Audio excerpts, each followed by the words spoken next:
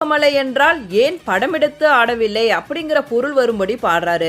சமரமுக திருச்செங்கோடு சர்ப்ப சைலமெனில் அமரீர் படம் விரித்து ஆடாததென்னே என்று பாடி முடித்ததும் அந்த பாடலை முடிக்க முடியாமல் திணறாரு.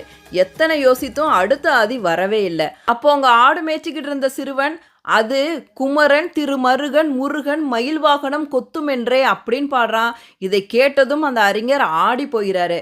அதோட அர்த்தம் என்னன்னா, ஏன் இந்த நாகமலை படமெடுத்து ஆடலைனா முருகப்பெருமானோட மயில் வாகனம் கொத்தும் அப்படிங்கிற பயத்தால தான் அதை படமெடுத்து ஆடாமல் இருக்கு அப்படின்னு பொருள் வரும்படி பாடுறான். இதை கேட்டதும் அந்த பாண்டி புலவரேறு வியந்து போயிறாரு. அந்த சின்ன பையனை கூப்பிட்டு, யாருப்பா நீ அப்படின்னு சொல்லிட்டு கேட்கிறாரு.